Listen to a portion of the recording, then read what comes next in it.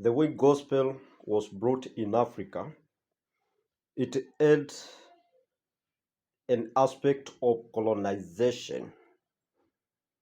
It was part of the strategy of colonizing. It was not pure, and there was garble of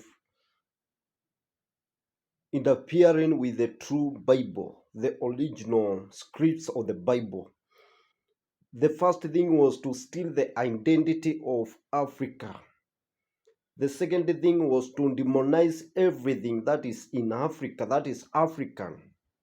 We demonized even our ancestors. And remember, one day you will be an ancestor. You are a preacher somewhere. One day you will be an ancestor and you are there preaching about how your ancestors were demonic, how your ancestors never knew God. Our ancestors were very powerful. They understood the principle of manipulation of energy and they got what they wanted and whenever they wanted it. If you talk to this generation, we are living the worst kind lifestyle. We have lost our morals. We are very stressed. We are living on painkillers and all sorts of medicines. This was not the African way of life. But because our identity was stolen and exchanged, then we got this white man kind of lifestyle, westernization, which has meant life messy for most of Africans. And most of Africans learn going away from Africa to the white man countries. This is how our identity was stolen. Africans performed miracles. We had rainmakers, we had medicine men without chemicals. They ate the best food, the natural foods, best weather. There was no issue of the climate changes that we are witnessing today until we opened doors for the white man. The gospel that we have today is not demonic in its own.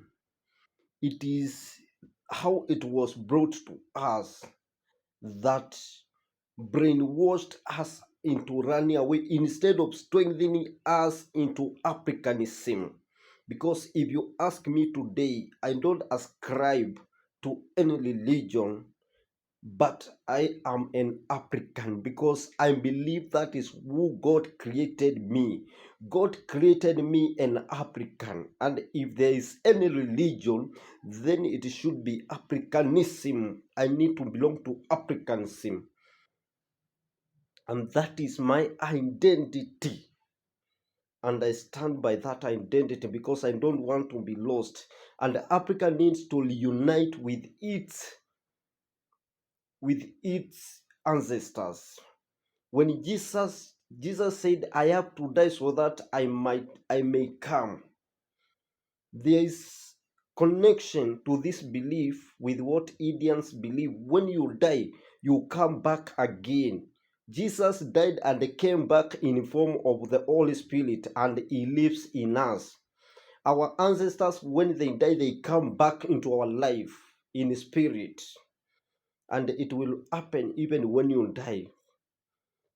Africa is under punishment because remember our ancestors living amongst us and we are demonizing them. We say they never knew church. Church is a building. Even Jesus denounced it. He said there is a time these churches will be no more. So Africa needs to reconnect back to its identity. Africanism. Africanism is built on love, kindness, unity. When your neighbor does not have food, you share. When you run out of oil, cooking oil, your neighbor gives you, you share. If you don't have salt, if your neighbor does not have salt, he comes for the salt from you. Matchstick, the same. This is the communal unity that we had, love, kindness, and it was built on moral values, age groups, elders respecting the young respecting the elders, and vice versa. women playing their roles, men playing their roles, but now we brought the gender equality, which is even unbiblical, and it has in fact destroyed the whole equation of creation. Thank you.